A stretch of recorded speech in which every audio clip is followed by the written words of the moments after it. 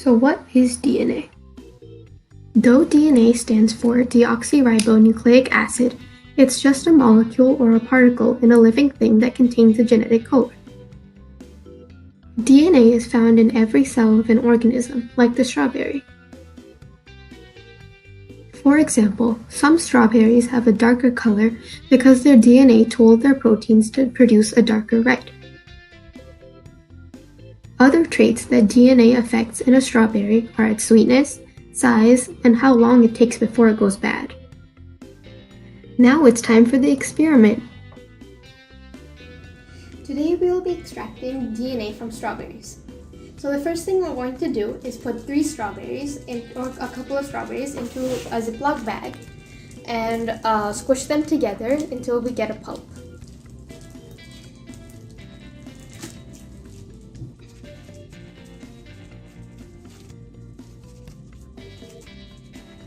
So after you're done, it should look something like this. So now we're going to put that off to the side and we're going to start on our extraction liquid. So we need 2 teaspoons of dish soap, about half a cup of water, and warm water, and we have to gently pour the water into the dish soap.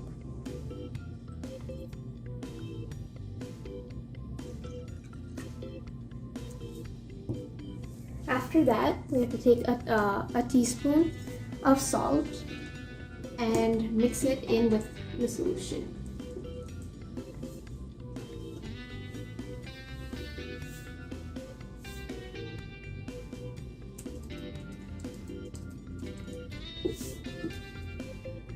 Or just pour the salt into the solution and then mix it with a spoon until the salt is dissolved.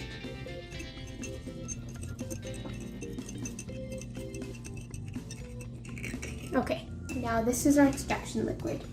So now with that, we have to take a couple tablespoons of it and put it into the Ziploc bag with the strawberries. And then mix it all together.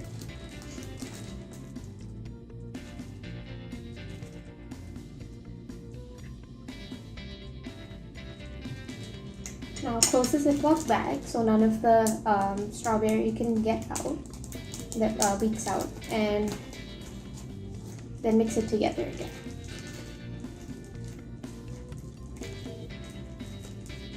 Now we have to take the strawberry and gently strain it into a bowl. So you can use any kind of strainer.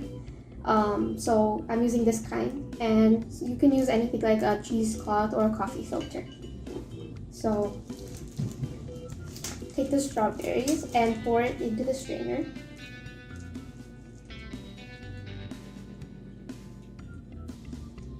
And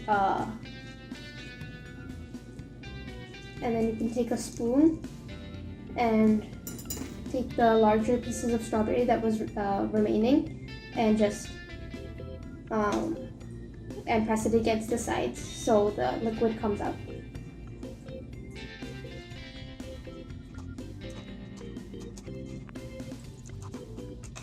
So now in the strainer, we just have some solids remaining, and in the bowl we have all the liquids.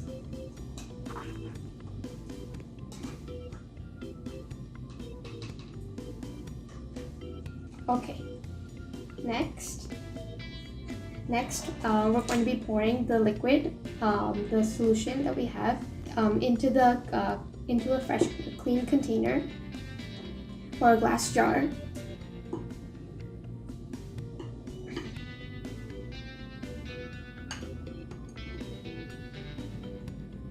Okay, next we'll be pouring some isopropyl alcohol. This is something you can find in your medicine cabinet. So just we have to pour it into the container until it's about the same amount as the strawberries. So now, as you can see, some of it at the top is clear, and when it settles, we should be able to see something come up.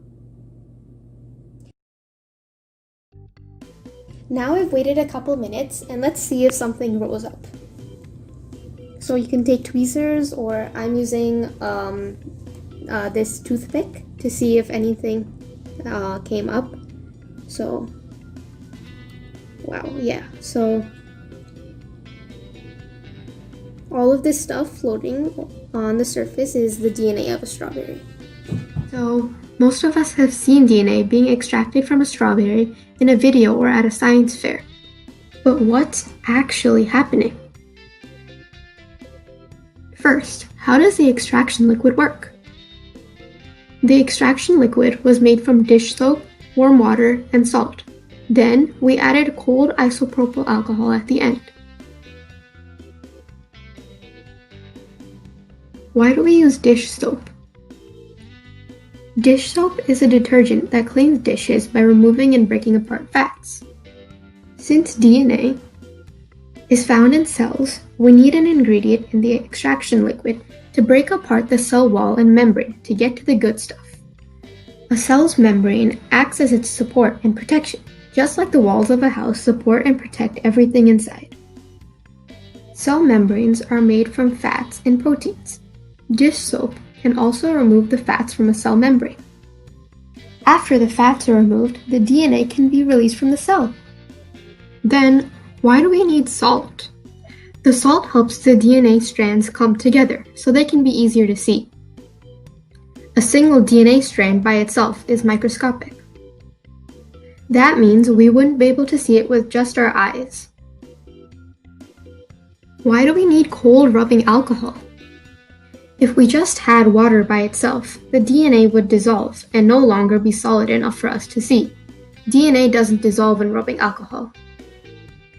Cold rubbing alcohol helps the DNA rise faster because DNA is more likely to dissolve in a warm liquid than a cooler one. Why do we need warm water? Warm water, rather than cold water, helps create a larger difference between itself and the cold rubbing alcohol. Though it would still work with room temperature rubbing alcohol and water, the DNA rises faster with having contrasting temperatures. One thing we can do with it is we can take it and we can store it in a Ziploc bag so we can view it later.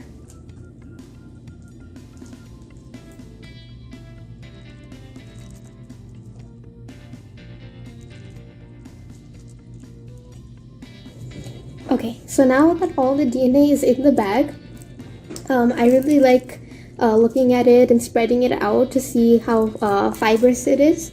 It also looks really cool magnified, and you can see all the details. So you guys have fun doing this at home and enjoy. I hope you enjoyed this video. If you did, give this video a thumbs up, subscribe, and comment down below. If you would like to know every time I upload a new video, turn on your notifications. Thank you for watching!